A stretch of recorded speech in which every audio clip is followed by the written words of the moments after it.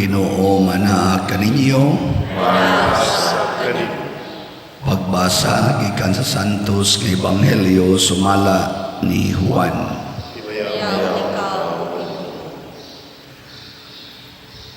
Sa Jesus mingon ngadto sa mga Hudiyo, ang akong amahan nagbuhat hangtod karon ug ako usab nagbuhat.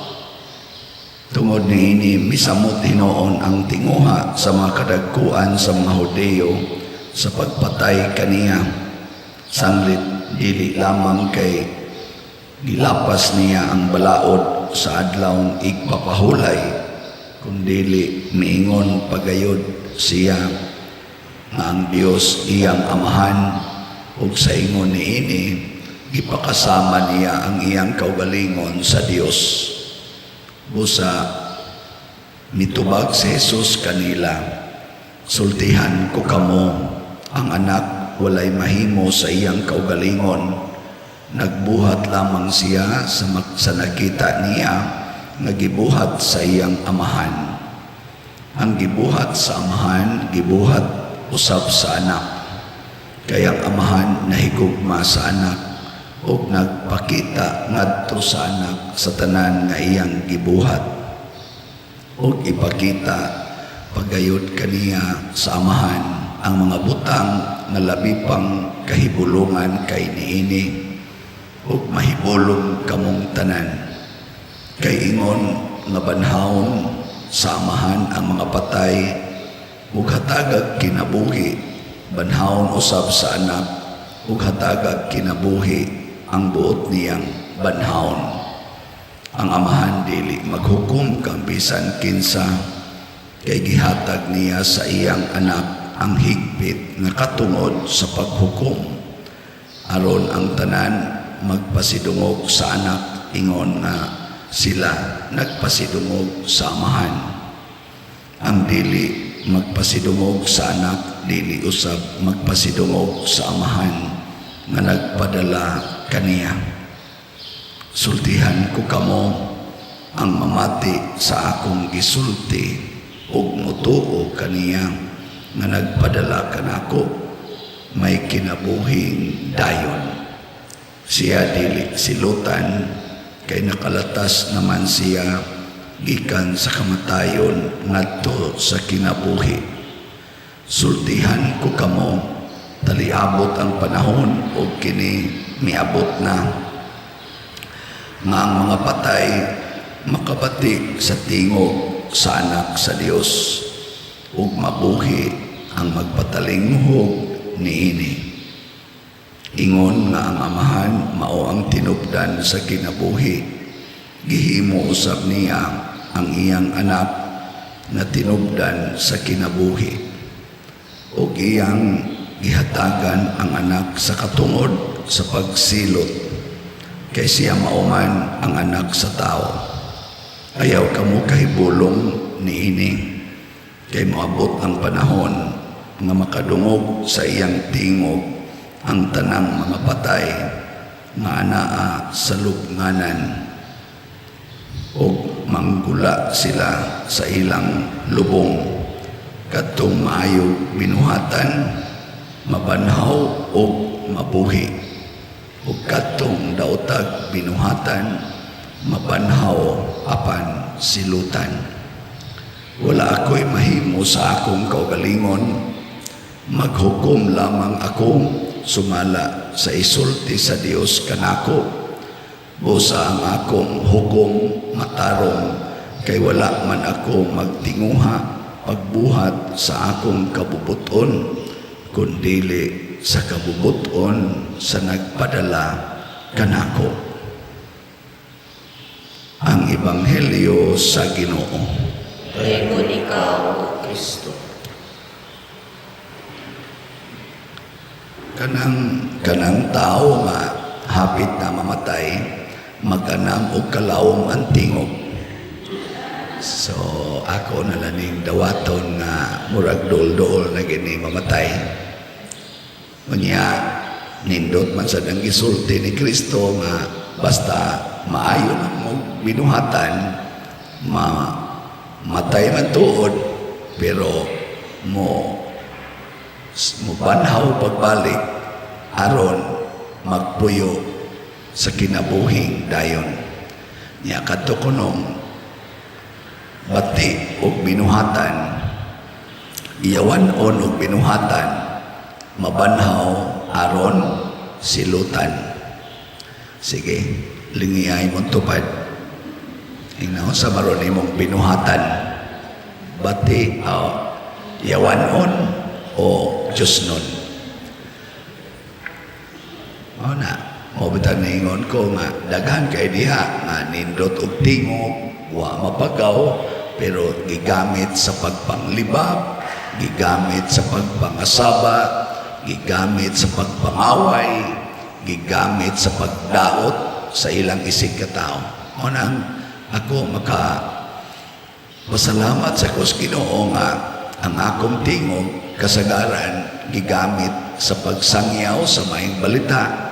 Mauning napagaw kay way hunong-hunong ang mga appointments, siging recollection. Nga karon ra bang adlaw na ako'y duha ka recollections. Ambot di ba kani makancel? Di man makaya ang tingog. Sunan ka magsulti ko gikan alas 9 hangtod alas 5 sa hapon. Sa inyong paminaw, na pa ni ikabuga. Na patyon na ni. Nya, pasalamat sa Ginoo nga ang akong tingog nga katong nindot-nindot pa paminaw nagamit sa pagpamaligya og slots. Kani mo rag lisod aning baligya. Gamay para mataghalin. Totong halin dire. Ang atong SBF na natay halin nga 10,667 slots. Ato lang yapong pakpakan. Okay kayo. Niya ang atong JPHJ na tag 100 per slot para sa atong fiesta na natay halin nga 4,915 ka slots. Pakpakya po.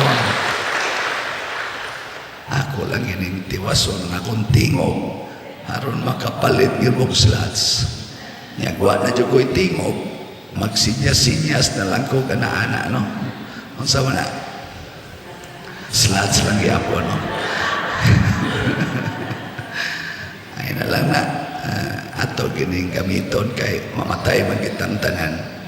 Matod pas Ginoo diri sa unang pagbasa, bisan ang inahan nga malimot sa iyang anak nga masuso, ang Ginoo dili gyud malimot kanato. Una kining ato mga buhat di gini kalimtan sa Ginoo.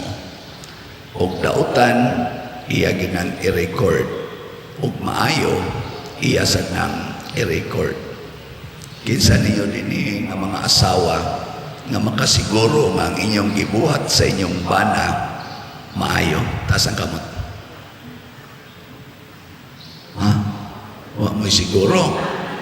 At least na itulo kanang inyong mga bana, mga asawa, maunay unang sukdanan kung maayo ba mo binuhatan. Kisa sa dinhi nga mga bana nga makasiguro yun nga ngayang gibuhat siyang asawa maayo. Tas ka mga yawan-on giday mong tanan. So pagbago na mo, pagbago, kinsa ninyo din nga parishioners nga makaingon mo ang akong gibuhat para sa simbahan maayo. Tas ka maayo, okay. Siguro ko na malit yung mong slots. Pero sige lang mong simba din sige simba, sige pangayo, pero digin mo muhatag, patay mo diya. Na ang maayong buhat, mauni ang mga buhat, samahan. Nya matod pa ni Jesus, ang anak magsunod lagi na sa buhat, samahan. Ang tinuod nga anak magsunod sa buhat, samahan. Nya si Jesus isip anak sa Dios, iyang gihimo ang iyang kaugalingon nga model isip tao, isip ang magsasangyaw sa kaluwasan. So kita sad musunod tas gibuhat ni Jesus, kay si Jesus tao nga tinuod sama nato o nagpakita unsay angay buhaton sa tao. Ganiha, di ta ko gustong manaog. Ako tatong pukaon si Father Arnel atong akong assistant si pamisahon. Inako si Kristo dito sa krus hapit wa na itingog, nitingog lang yapon. 7 last words na lang ang iyang nabuhat, pero nitingog yun siya. O nakaroon, bisag hapit na ko ay tingog, mutingog lang yun ko. Kaya pa may gamay. Dinilang ko kutok. Sige na. Pag-ampo sa katawhan, mga igsuon, dadto nato ang atong mga gikinahanglan ngadto sa Ginoo nga nahigugma kanato. Masaligon kitang moingon, Ginoo, pamatia ang among pag-ampo. Ginoo, pamatia ang among pag-ampo. Nga ang simbahan mugiya sa iyang mga ginsakpan, subay sa dalan sa pagkamaayo, ug magdala kanila ngadto sa gugma sa Dios. Magampo kita sa Ginoo. Ginoo, pamatia ang Nga sa tibuok natong kasing-kasing, giyaan nato ang atong sala, ug magmatinumanon kita sa mga balaod sa Dios. Magampo kita sa Ginoo. Ginoo, pamatia ang pag-ampo. Nga ang tanan nagisulay ug gilutos tungod sa ilang pagtuo, makalahutay ug mosalig sa Dios. Magampo kita sa Ginoo. Ginoo, pamatia ang pag-ampo. Nga sundon nato ang panag-ingnan ni Jesus ug magpahiuyon kita sa kabubuton sa Dios. Magampo kita sa Ginoo. Ginoo, pamatia ang pag-ampo.